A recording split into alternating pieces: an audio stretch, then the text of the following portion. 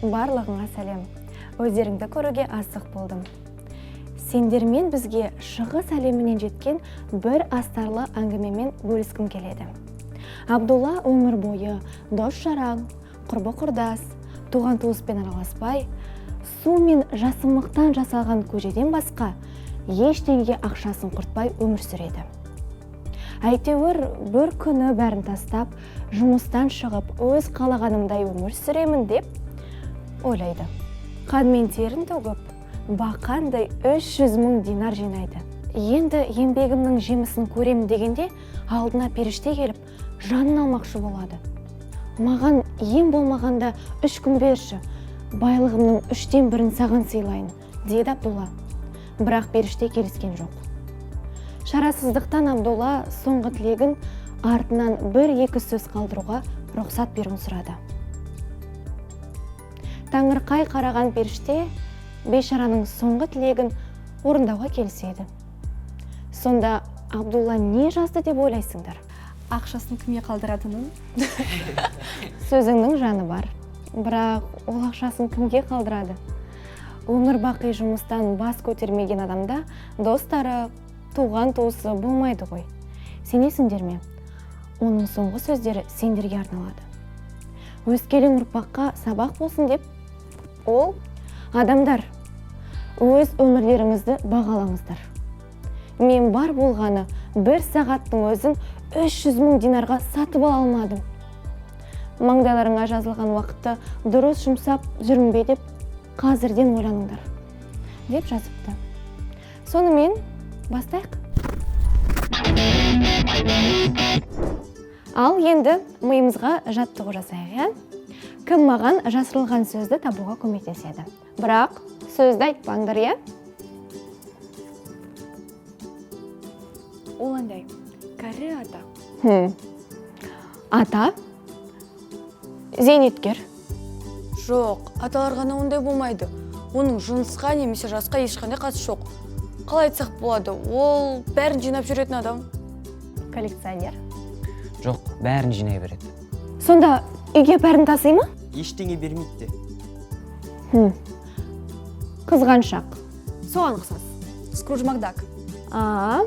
Мен тапқан сияқтымын. Бұл сараң ба? Иә. О, жақсы тақырып екен. Ал ендеше бастайық. Мен алдымен жалпы ақша деген не екенін анықтауды ұсынамын. Айтпақшы, көп деген ақпараттарда ақша сөзінің этимологиясы, яғни шығу тегі, таңба, мөр дегенді білдіреді, теңге түркі сөзінен шыққан делінеді. Сондықтан бұл тақырыпты тереңінен түсінуге міндеттіміз. Сонымен ақша дегеніміз не? Теңге. Тағы доллар, рубль, йен. Оның барлығы ақшаның атауы, және олардың түрлері көп. Біле білсеңдер, ақша деген түсінік бергіректе біздің заманымызға дейінгі 7-ші ғасырда пайда болды. Бірақ сол кездің өзінде оның түрлері көп болды. Мысалы, бір тайпа үшін моншақ ақшаға саналса, басқалар үшін әдемі тастардың барлығы жарай беретін. Ең бастысы, ақшаға дейін адамдар не істеді? Оны не үшін ойлап тапты деген сұрақтарға жауап іздеу керек. Қане, мектеп бағдарламасын еске аламыз. Оған дейін адамдар түрлі тауарлармен айырбас жүргізді. Дұрыс, тауар айналым. Онда ақшаның не қажеті бар? Санау оңай болу үшін. Әрине. Мысалы, мен етікшімін, бірақ наубайшыдан самса сатып алғым келеді. Сонда не істеймін? Нан пісірушінің еңбегін лайықты бағалағанымен де етіктің құны самсадан гөрі қымбатырақ. Етіктің орнына көп самса алуға болады. Бірақ маған біреу ғана керек қой. Наубайшының етігін жөндеп беруге болады. Ал оның аяқ киімі сау болса ше? Етігі қашан жыртылар екен деп күте берсең аш қаласың. Көрдіңдер ме? Бір тамақ жейін деп едім, қаншама қиындықтарға тап болдым. Тамақтанудан бөлек, әлі шаш қидырту керек, киім алу керек дегендей. Міне, сол үшін адамзат заттың құнын білдіретін ақшаны ойлап тапты. Нәтижесінде не болды? Ыңғайлы болды. Әрі жеңіл. Дәл солай. Яғни, ақша біздің өркениетіміздің, сіз бен біздің өмірімізді жеңілдету үшін құрал ретінде пайда болды. Естерінде болсын, ол тек құрал. Ал мен сендерге айтып берген әңгімеде ақша Абдулла үшін не болды? Өмір бойы ақша жинап өткен Абдулла. Мақсат? Бүкіл өмірі. Әрине, Скрудж Макдак үшін де. Біз күле қарайтын немесе аяп қарайтын басқа да кейіпкерлер үшін де қаражат табу мақсатқа айналған. Менің айтқым келетіні, қазір мені мұқият тыңдаңдар, иә? Ақша адамды емес, адам ақшаны білу керек. Психологиялық тұрғыдан ақшаға дұрыс қарайтын адам ғана оның құлына айналмайды. Ендеше оны бөлек қарастырайық, иә? Егер дүние қоңыздық мінез құлық психологиясынан бастау алса, онда біз ақшаның мақсатқа айналуының себептерін іздеуіміз керек. Неліктен Абдулла үшін үлкен соманы жинау маңызды болды? Енді қайтып жұмысты ойламау үшін. Ол не деген сөз? Қанеке, Шерлок Холмс құсап логиканы қосай. Ол әрдайым жұмыс туралы ойлады ма? Әрине. Бәлкім ол жұмыссыз, кейін ақшасыз қалудың қандай қорқынышты екенін көрген болар. Тек жинаған терген ақшалары барда өзін қауіпсіздікте сезінген сияқты. Сонымен, оның ақшаға деген құмарлығының психологиялық себебі неде? Қорқыныш? Бәрекелді. Ақшасыз қалудан қорқыныш. Кез келген адамнан сараңды жасай алатын екінші себепке жету үшін Абдуллаға атап айтқанда оның балалық шағына қайта оралайық. Әзірге оның не достары, не туған туысы болмағанын білеміз. Мүмкін ол бір кедей ауылда өмір сүрген шығар. Немесе астығы шіріп кеткен болар. Үй жанды ма? Жарайды. Осы жерден доғарайық. Әйтпесе, кейіпкерімізді әбден қинатып жібердіңдер ғой. Егжей-тегжейіне тоқталмай жалғастырайық. Бізді сөйлеуге кім үйретеді? Ата-анамыз. Ал жүруге ше? Ата-анамыздың бізге берерін тізбекке тізе берсек, бүгін бітпейміз. Түсіндірейін дегенім, ең алдымен ата-ана балаларында ақшаға деген көзқарасты қалыптастырады. Мен сендерді қазір таң қалдыратын шығармын. Бірақ баланың сараң адам болып өсу үшін отбасының кедей болуы міндетті емес. Олар дәулетті отбасы болуы да мүмкін. Бірақ ата-ана өзінің отбасының бақытынан ақшаны жоғары қойса, баланың да ақшаға деген көзқарасы қалыптасады. Сонымен, бүгінгі мысалымыздан не түюіміз керек? Бала кезден ақшаны жақсы көру керек. Түйінді бір сөзбен қоғамның әсері деп атауды ұсынамын. Ешкім қарсы емес қой, иә? Жақсы. Келесі тағы бір маңызды үшінші себепке келейік. Бұлай істейік. Сендер қазір Абдулланың бала кезінен бастап түгел өмірін талқыға салдыңдар. Қиын болған жоқ қой? Иә. Сонымен, егер бәрі қарапайым әрі түсінікті болса, неге Абдулланың өзі 100 000 тиын жинағанға деген қателігін түсінбей кетті? Ақымақ болды. Ол ақшаны жинауға және көбейтуге болатынын білмеген шығар.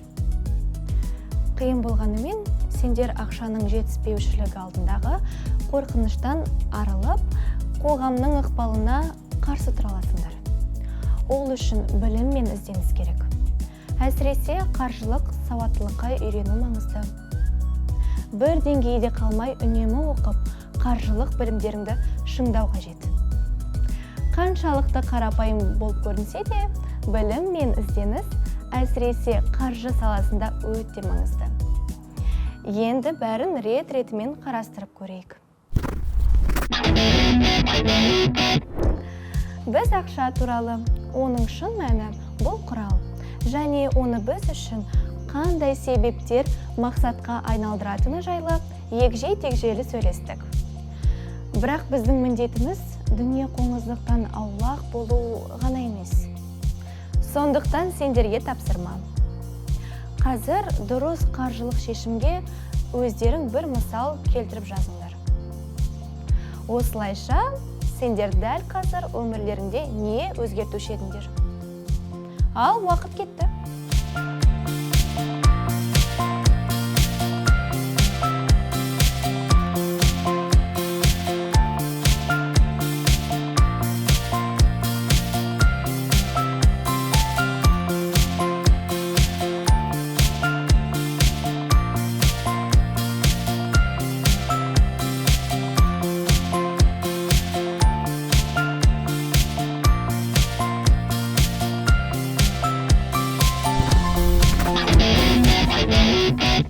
Сонымен, кім мықты? Мысалы, білмеймін сіздерде ондай бола ма, жоқ па, бірақ мен кейде бос кезімде сауда үйлерінде ерігіп жүретін әдетім бар. Мен әрине барған сайын бірдеңе алып қайтпаймын, бірақ шынымен кейде керек емес заттарды сатып аламын. Менде де сондай болып тұрады негіз. Енді мен басқа жерлерде де уақыт өткізу дұрыс па деп ойлап отырмын. Уақытты бос өткізу туралы ойыңа жақын болмасам да, келтірген мысалың жап-жақсы. Әдетіңді өзгерту арқылы жеке бюджетіңді керек емес шығындардан сақтау дұрысақ. Тағы қандай ойларың бар? Менің мысалым сарандыққа көбірек қатысты сияқты. Мен пиццаны жақсы көремін. Сол үшін өзімді үнемі кінәлаймын. Неге осыған сонша ақша құртасың деп өзіме ұрсамын. Бірақ оның бағасы мектептегі түскі астың бағасымен бірдей. Қысқаша айтқанда енді пиццаны рахаттанып жегім келмейді. Жарайсың. Еске сақтап алу керек екен. Айыптау дәмі бар пицца. Пицца кринж. Мен шынымен пиццаның дәмін жақсы көремін. Ал менің көңіл күйім күшті болса, мен пайдалы істерді істеймін, тіпті сабақты оқимын. Айтқан сөз атылған оқ. Ертең сені тексереміз. Шындығында керемет мысал. Өз өмірімізді негізсіз кінә, айыптаумен уландыру бұл ересек адамдар психологиясының үлкен проблемасы. Ал сендер оны әлден шемішкедей шағып тастадыңдар. Жарайды. Тағы бір соңғы мысал келтірейік. Біз де достарымызбен пиццерияда кездесеміз, бірақ сол үшін өзімді айыптау туралы айтып жатқан жоқпын. Мәселе ақша құртуда емес қой. Мысалы, достарымен көрісіп кездескім келеді, әсіресе жазда. Бірақ кездесетін жерді саябаққа ауыстырса болады. Ал пиццерияға шынымен қарымыз ашқан кезде барсақ та жетіп жатыр. Рахмет, мені тыңдап қана қоймай, түсінуге тырысатындарының тағы бір дәлелі. Жарайсыңдар. Ақшаға немқұрайлы қарау, бұл өміріңе немқұрайлы қарау. Соңында бір жалақыға қарап, өмір сүрсең жақсы. Ең сорақысы несиенің құлына айналып, қарызға батып кетуі мүмкін. Екінші жағынан, үнемшілдікке басып, сараңдық жолына түсудің де қажеті жоқ. Ақшаны өмірлік мақсат еткен адам бүгінгі күнмен емес, ешқашан келмеуі де мүмкін ертеңгі күнімен өмір сүріп, уақыттың қалай өтіп кеткенін де білмей қалады. Сондықтан өмірде үнемділік пен ысырапшылдықтың тура ортасын таба білу керек. Яғни, қажет емес, ешқандай пайдасы жоқ шығындарды бізді расымен бақытты ететін игіліктерден ажырата білген абзал. Керек емес шығындар есебінен ғана қаражат жинаған дұрыс. Жинап қана қоймай, оны көбейте бөлуде маңызды. Ол үшін түрлі қаржылық әдістер қарастырылған. Алда оған да үйренетін боламыз. Көріскенше.